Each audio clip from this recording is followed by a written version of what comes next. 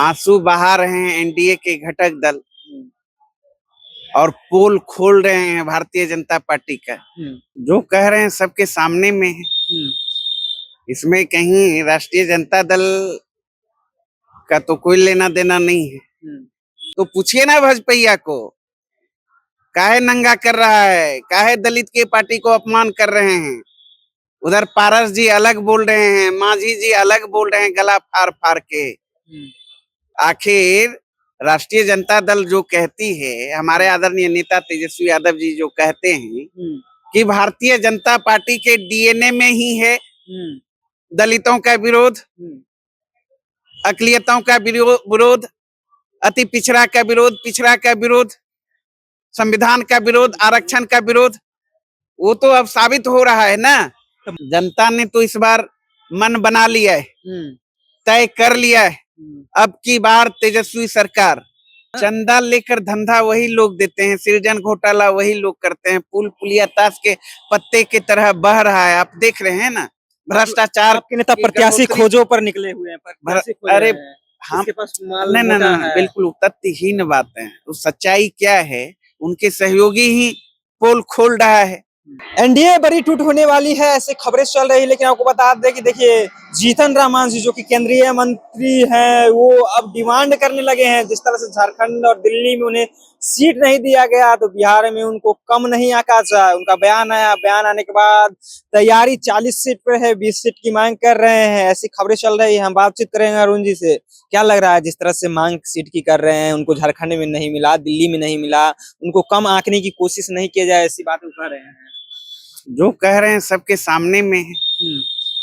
इसमें कहीं राष्ट्रीय जनता दल का तो कोई लेना देना नहीं है। आंसू बहा रहे हैं एनडीए के घटक दल और पोल खोल रहे हैं भारतीय जनता पार्टी का। क्या कैरेक्टर है, क्या चरित्र है भाजपा का, उनके ही सहयोगी नंगा कर रहा है। तो पूछिए ना भाजपा को, काहे नंगा कर रहा है, काहे दलित के पार्टी को अपमान कर रहे हैं। उधर पारस जी अलग बोल रहे हैं, मांझी जी अलग बोल रहे हैं गला फाड़ फाड़ के।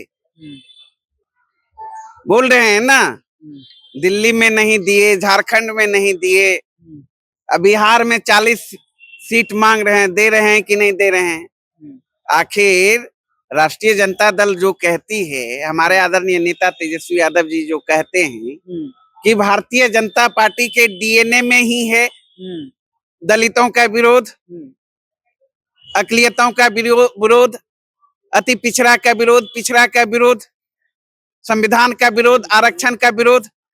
वो तो अब साबित हो रहा है ना। तो मांझी जी के लिए दरवाजा है महागठबंधन का खुला हुआ, राजद खोले हुए हैं लालू जी। अरे ये तो इसके लिए हमारे आदरणीय नेता लालू प्रसाद यादव जी, आदरणीय नेता तेजस्वी यादव जी अधिकृत है। मैं तो अधिकृत नहीं हूँ, है ना। रोहिंग्याचार्य का ट्वीट आया है, ऑफर मिल रहा है, मांझी जी को आप लोग एक्सेप्ट कीजिएगा। अरे भैया, मैं तो पहले ही एक लाइन में, आप लोग भी सीधा वाला भाषा नहीं समझते हैं। इसके लिए तो हमारे पार्टी के आदमी है ना, जो स्वागत करने के लिए तैयार है। जो भी हैं, तो इसके लिए अधिकृत हमारे आदरणीय नेता लालू प्रसाद यादव जी, तेजस्वी यादव जी है ना। तो इसलिए जनता ने तो इस बार मन बना लिया है, तय कर लिया है।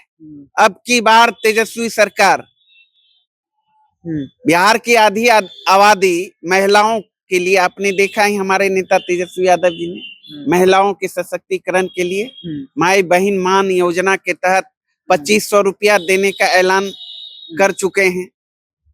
सामाजिक सुरक्षा पेंशन योजना के तहत अभी जो 400 रुपया मिलता है दिव्यांग को, विधवा को, हमारी सरकार बनेगी 1500 दिया जाएगा। वृद्धा पेंशन योजना के तहत अभी ये सब तो करें, लॉलीपॉप है, ये सब लॉलीपॉप।